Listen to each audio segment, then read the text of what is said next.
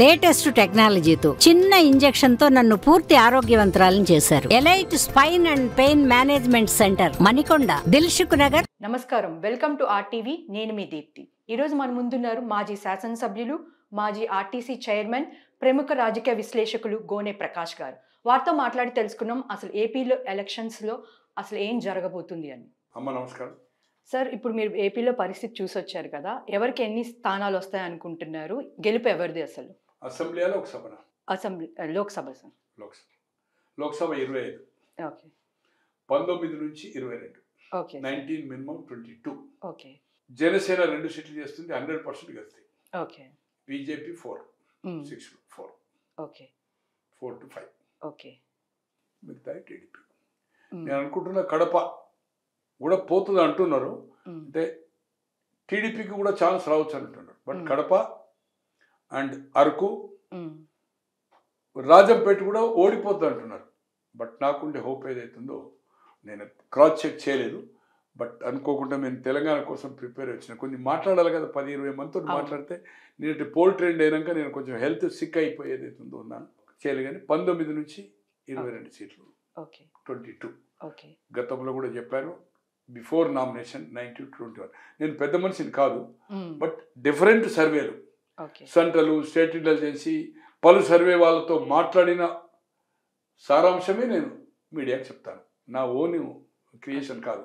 కొంత అక్కడ ఉండే స్థానికంగా అటు టీడీపీ కావచ్చు, వైఎస్ఆర్ కావచ్చు, నాకు 100,000 మంది లీడర్స్ ఉన్నారు గ్రామ స్థాయి నుంచి. నా అందరూ కూడా మాజీ మంత్రులు, రిటైర్ అయిన వాళ్ళు, పత్రికకు సంబంధించిన వాళ్ళు, ఎలక్ట్రానిక్ ప్రింట్ మీడియా. దాన్ని బట్టి నేను ఏదైతుందో నేను ఊహించుకొని నేను తెలియపరున్నాను కాదు. నేను 6 నెలల ఎమ్మెల్యే. బట్ 19 to 22, 19 నుంచి 22, 4 నుంచి 5 బీజేపీ, 2 పవర్. ఇక్కడ ఆయన 2 చేసిండు, వాళ్ళు 6 చేసిండు. ఇది పరిస్థితి లోక్సభ. సో అధికారం ఎవరికి దక్కబోతుంది అనుకుంటున్నారు? కూటమికా, వైసీపీకా? కూటమికి 100%, 100 కాదు, 135 కోట్ల భారతదేశ జనాభా అనుకుంటా. 135 crores టు కూటమి. జిల్లా వైజ్ చెప్పమని చెప్తాను నేను లిమిటెడ్గా. చెప్పండి సార్. విజయనగరము, వైజాగ్, శ్రీకాకుళం. 10 శ్రీకాకుళము, 9 విజయనగరం, 15 వైజాగ్. 34లో 27కు తగ్గ 27 to 29 seats. 27 to 29. East, west, Guntur, Krishna. East 19, 15 west, 17 Guntur, 16 Krishna. 33, 34. 67లో అదొక 3, 12 అంటే 55. 50 నుంచి ఏదైతుందో 60 సీట్ల వరకు ఛాన్స్, మినిమం 50. ఈ 4 జిల్లాలు. రాయలసీమ 52, 14 చిత్తూరు, 14 కడప, 14 కర్నూలు, 14 చిత్తూరు, 14 కర్నూలు, అనంతపూర్ 14, 3 జిల్లాలు, కడప 10. 54లో ఏదైతుందో మొన్నటి వరకు ఒక 3-4 సీట్లు వాళ్ళకి ఎక్కువ ఉంటాయి. ఇప్పుడున్న సిచ్యువేషన్లో ఈక్వల్ వచ్చి ఒక 2 సీట్లు మెజార్టీ రావచ్చు. అంటే 52లో 25కు తగ్గకుండా 27-28 సీట్లు వచ్చే అవకాశం కూటమికి. బీజేపీ ఇది. ఇక మిగిలింది కృష్ణ, నెల్లూరు అండ్ ప్రకాశం జిల్లా. ప్రకాశం is 12, నెల్లూరు is 10, 22. 22లో నేను అనుకుంటున్న ఏదైతుందో 7 + 9, 16 నుంచి 18, ఆ 2 జిల్లాలు. ఓవరాల్ 130 నుంచి ఏదైతుందో మోర్ దెన్ ఎంతైనా క్రాస్ కావచ్చు, 150 కూడా క్రాస్ కావచ్చు. జనరల్గా పొద్దున మాట్లాడాను. ఒకటి మడకశిర, అది రఘువీరారెడ్డి గారికి కాన్సన్ట్రేషన్ చేశాడు.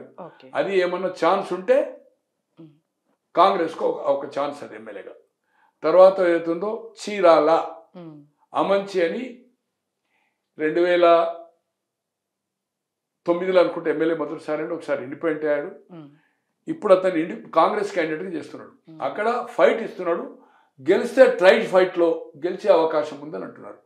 కూటమి వైఎస్ఆర్పి బలరాం గారి, కృష్ణమూర్తి గారు అని 78, బలరాం వారు ఎంపీగా చేశారు, మంత్రి చేయలేదు అనుకోండి. యూత్ కాంగ్రెస్ జిల్లా ప్రెసిడెంట్ ప్రకాశం జిల్లా సంజయ్ జమాన్లు 78లో మొదటిసారి ఎమ్మెల్యే ఆడతాడు. ఓకే. అతని కొడుకు చేస్తున్నాడు ఇప్పుడు. అతను టీడీపీలో గెలిచి పోయిన ఎన్నికల్లో వైఎస్ఆర్పీలో చేశాడు. బట్ ట్రై ఫైట్లో అక్కడ గెలిస్తే కాంగ్రెస్ ఛాన్స్ అంటున్నారు. ఆ రెండు ఏదైతుందో కాంగ్రెస్ ఛాన్స్ అంటున్నారు. గెలిచే అవకాశం అని నేను చెప్పను. బట్ ఇంకా 4 రోజులు అయితే అది కూడా చెప్పగలుగుతా కావచ్చు. అక్కడ అన్ని 3 సెక్షన్స్ మాట్లాడి నాకు కొంచెం హెల్త్ బాగలేక మీరు ప్రిపేర్గా మీ దగ్గరికి రాలేదు. బట్ ఏ పరిస్థితిలో 100% కాదు, 135 కోట్ల పర్సెంటేజ్లో 1% కూడా మిస్ కాదు.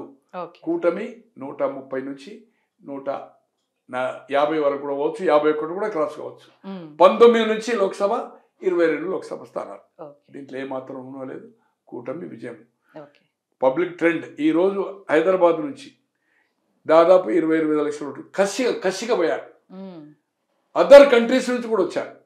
అతను చేసుకున్న పాపం ఒకటి మెయిన్ ఏంటంటే ఓటమి కారణాలు. ఒకటి వాళ్ళ బాబాయ్ మాటది తెలిసకపోవడం సిబిఐని, ప్రతిపక్షంలో ఉన్నప్పుడు ఒకటి పలక, చెల్లిని గెంటి వేయడము, తల్లిని గెంటి వేయడము. తర్వాత లేటెస్ట్గా జరిగింది ఏంటంటే రెవెన్యూ పాస్బుక్ల మీద జగన్మోహన్ రెడ్డి గారి ఫోటో పెట్టడము. అలాగే స్కూళ్లకు, సచివాలయాలకు, తిరుపతి కొండపైకి కూడా ఏదైతుందో పార్టీ పెయింట్ చేయడము. ఇవన్నీ కోర్టుతో చివట్లు పడ్డాయి. ఈ భారతదేశ చరిత్రలో ఎక్కడ పెట్టిందా? లిక్కర్ అంటే అది క్యాష్ షేర్. అదైతే పెద్ద ఘోరం అనుకోండి. అది మనం డీటెయిల్ చెప్పాలంటే టైం అవుతుంది. దాని మీద పెద్ద ఒక ½ అవర్ స్టోరీ చెప్పచ్చు. దాని మీద రీసెర్చ్ చేసి వచ్చాను. దోపిడీ ఇవన్నీ ఏదైతుందో ముఖ్యమంత్రిగా కాకముందు 2010 నుంచి 19 వరకు 365 రోజుల్లో 300 రోజులు ప్రజలు 350 రోజులు తిరిగాడు. వేల మందిని ఇంటి దగ్గర హైదరాబాద్లో కలిసిండు, పులివెందులలో కలిసిండు, ఇడుపుల పాయలో కలిసిండు, ఢిల్లీలో ఉన్న 100 మందిని కలిసిండు. అటువంటిది ముఖ్యమంత్రి అయిన తర్వాత మంత్రులకు కానీ, శాసనసభ్యులకు కానీ, ప్రజలకు కానీ అందుబాటులో లేడు. ఒక ముఖ్యమంత్రి అనేవాడు మంత్రులకు అపాయింట్మెంట్ లేదు. ఒక ఎమ్మెల్యే నియోజకవర్గం చెప్పు 63 సార్లు అపాయింట్మెంట్ అడిగాడు ఈస్ట్ గోదావరి. 63 టైమ్స్ ఇంటర్వ్యూ లేదు.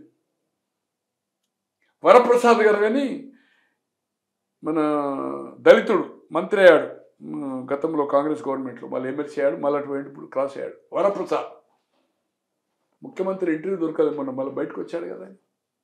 ఏ పార్టీలో చేరిండో తెలియదు. సో ఈ విధంగా ఏదైతుందో ఇవన్నీ మైనస్ పాయింట్స్ ఏదైతుందో అతనికి ఇక మనం చెప్పాలంటే 10 గంటలు చెప్పగలుగుతాం మైనస్ పాయింట్స్. బట్ ఏమాత్రం మీరు అడిగింది స్ట్రేట్ అవే క్వశ్చన్కి ఇంత ఎక్కువ ఎలాబొరేట్ చేసిన, బట్ కూటమి గెలుపు ఖాయము. దాంట్లో ఏమాత్రం మనం అనలేదు. Thank you sir, thank you for joining us today. Thank you so much. మరిన్ని వీడియోస్ కోసం ఛానల్ ని సబ్స్క్రైబ్ చేయండి, లేటెస్ట్ అప్డేట్స్ కోసం వాట్సాప్ ఛానల్ ని ఫాలో చేయండి, అండ్ లింక్ డిస్క్రిప్షన్ లో ఉంది.